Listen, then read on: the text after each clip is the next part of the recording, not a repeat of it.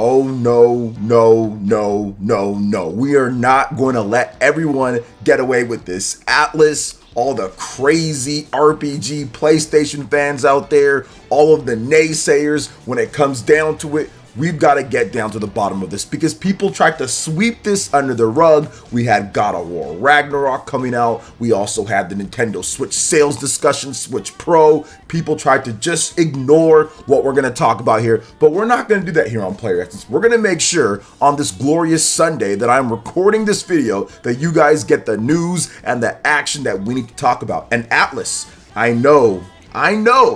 You guys are out there talking about Persona 5 Royal Xbox, still advertising it. Hey, I don't blame you guys. Get that bag. But right here, we're going to talk about what happened with Persona 5 and what people don't want to talk about. And also, shout outs to Bayonetta 3 as well. The boycott looks like it might have reversed. You know, we've talked about that, but we need to discuss it more because there was some sales information that came out that we absolutely need to discuss on the channel. And ATLUS, I know you're watching. I know you are watching on this one, but before we get into that, guys, please make sure you hit that like button, subscribe if you're someone new, and click that notification bell to get my videos first. So let's go ahead and first get into it. So the October 2022 NPD released a number of days ago and kind of not buried on there, but in plain sight for everyone to see.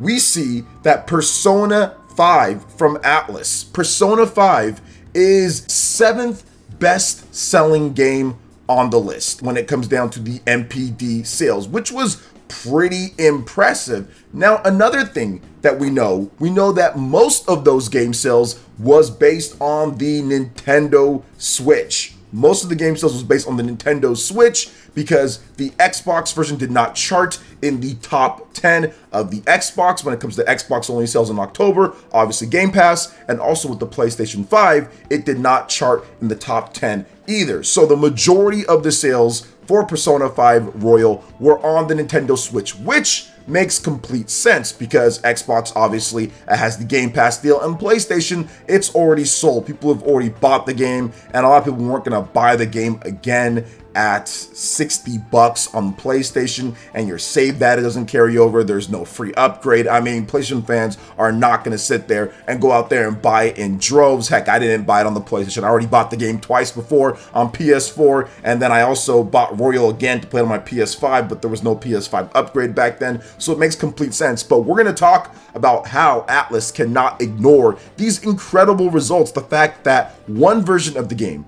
brought it all the way up to this ranking. One version brought it up to this ranking to the point where it would be 7th on the list. I think that is pretty impressive and something that we need to discuss a little bit more in terms of what ATLUS is going to do going forward and what's happening there, because I think that there is a very clear market at this point. The shift, when you start looking at the sales, we saw it with the Falcom stuff, right? How they're going to have Ease 10, that's going to be day and date in Japan on the Nintendo Switch as it is PlayStation 4 and PlayStation 5. The shift is there. I mean, if you look at the past 3 weeks in Japan with the sales numbers, Nintendo Switch over 200,000 units plus, combined to the next system would be the PlayStation with probably about 60,000 units or so, 60, 70,000 units. So it's not even close in terms of what is happening. So ATLUS, I know you see this. I know you see all the money rolling in. Yes, you guys are still advertising Persona 5 Royal Game Pass, and I completely understand you got to have that Phil Spencer bag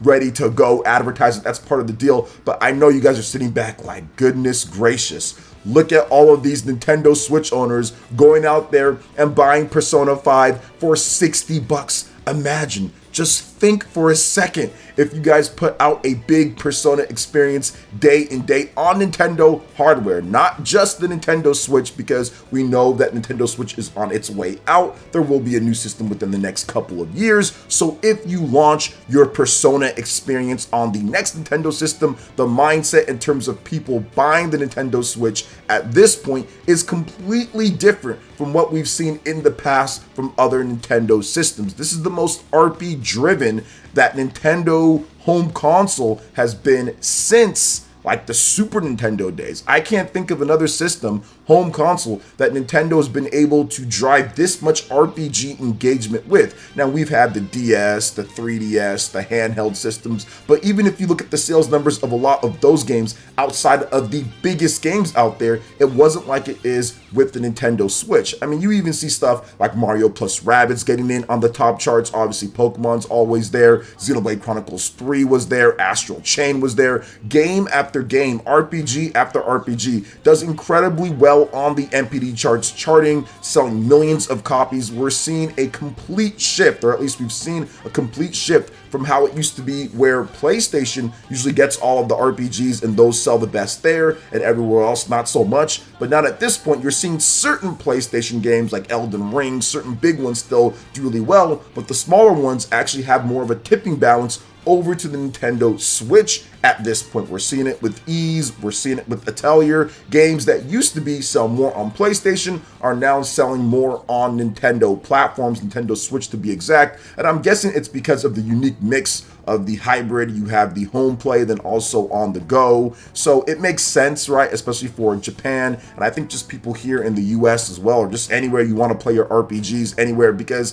RPGs take longer to play, so having that option to play anywhere will help you beat them more. So I think it was more of a natural market shift over to that. So Atlus, I know you're watching, I know you're looking at those numbers rack up and thinking to yourselves, there's got to be something that we've got to do when it comes down to it, because to me, it makes perfect sense. It made perfect sense years ago, and I've always stated this, that I had PlayStation fans and I had people in my comment section on Twitter, various places, saying we don't know how it would do. Obviously, there's been other RPGs that don't do as well. We saw Persona 5 Strikers, and that didn't launch as well on Nintendo Switch in Japan. There's been cherry-picked things here and there, and that's completely fine. I expect that. But now that we actually have something solid here from the biggest market in the world, and the fact that we know that the Nintendo Switch version of it was the best-selling one by a large margin, obviously, right, there's stipulations and circumstances with the PlayStation and also with Xbox, but we know that when it comes to the UK, when it comes to Japan with the re-release of the game, when it comes to the US,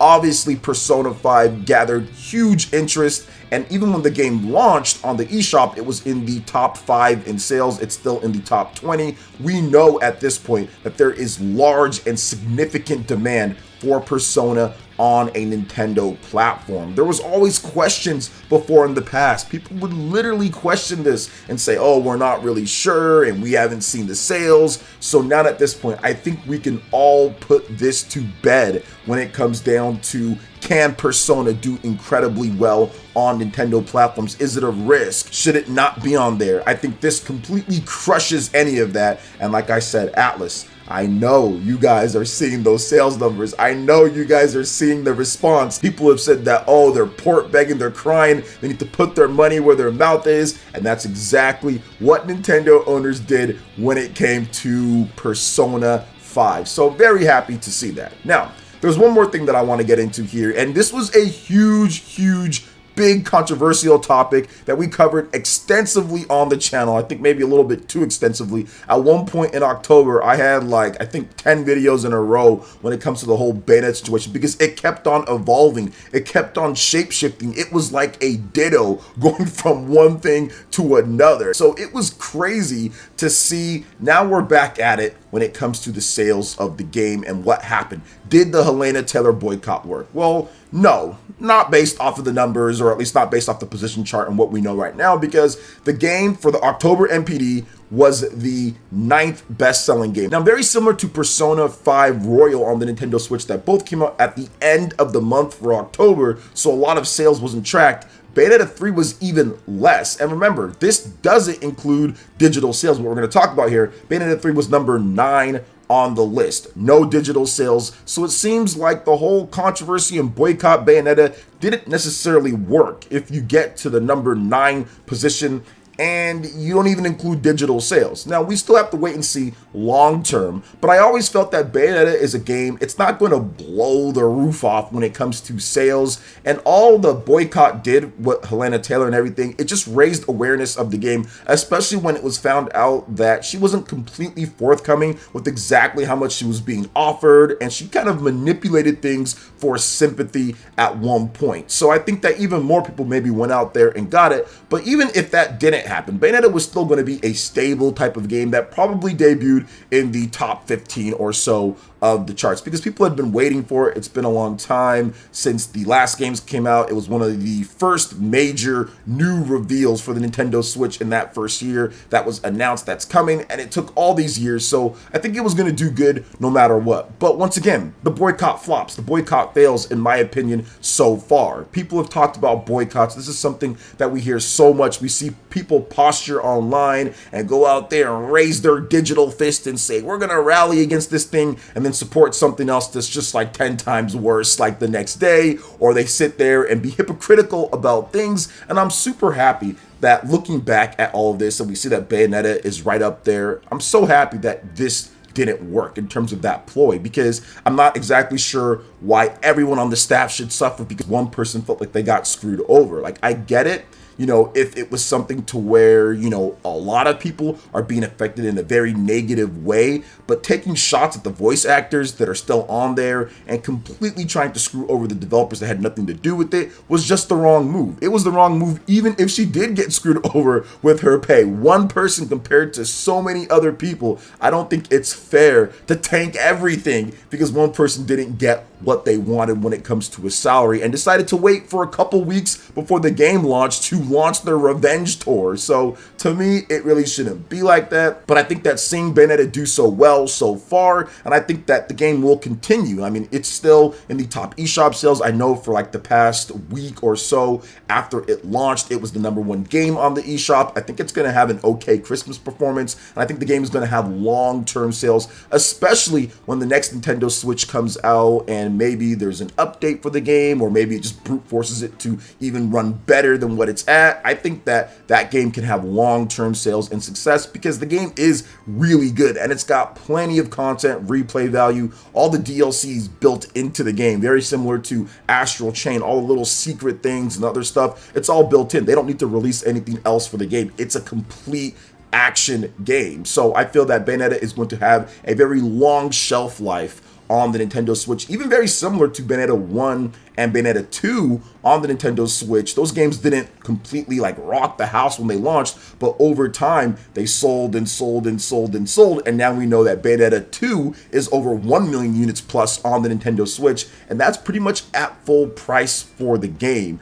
based off of the auxiliary sales numbers that we get from that organization. So I think that it's pretty cool to see that Bayonetta 3 is off to a hot start, and of course things will temper down over the next number of months. I mean, it might not even show up on the NPD for November, considering all the big games that are coming and everything else is kind of shifting over. You're seeing sales and discounts, so that might change up, but I feel that over time it's going to do really well, and I think that eventually we'll get another one of these games when it comes to Bayonetta down the line. I mean, it took, what, 8 years between Bayonetta 2 and Bayonetta 3, so I'm guessing it's going to be a minimum of at least 5 to 8 years before the next game comes out at some point. Platinum Games has their hands in all sorts of stuff at this point, but I'm very happy to see that Boycott failed. It didn't work. People out there enjoying the game. And just make sure when it comes down to these things, guys, I feel that it's very important to hear both sides. It's very important to kind of wait and then judge after that before you rush to any type of conclusion online, especially if you're just doing it just to posture online for fans and stuff. It's ridiculous. I mean, just stop with this nonsense. Everyone's enjoying their Call of Duties, enjoying their Ubisoft games, enjoying their whatever. If you feel like you need to take a stand, just take that stand. You don't need to go out there and try to make a show out of it when it comes down to it. You know, there's certain games that I don't buy for whatever reason, and I'm not out there saying, hey, everybody, follow me, you know, and all this type of stuff. I just don't buy it, and that's that, right? So I think that that's kind of how it needs to be, but hey, everyone can operate the way that they want to operate. But once again, very happy to see this here, and I wanted to make sure that we didn't skim over this, because people try to skim over this news when it comes to the October MPD and try to focus on Nintendo Switch sales and this and that. But hey, hold up here, guys. Persona, Bayonetta, Mario plus Rabbids was number 5 on the list. I mean, that's pretty freaking good, especially for a system as old as the Nintendo Switch is at this point. But what are your thoughts on this, guys, when it comes to everything that I discussed here with Persona 5 and also with Bayonetta? Let me know in the comment section below. All right, guys, that wraps it up for this video here. Thank you so much for watching. I do appreciate it. Please make sure you hit that like button, subscribe if you're someone new, click that notification bell, and we will see you for the next video. Peace.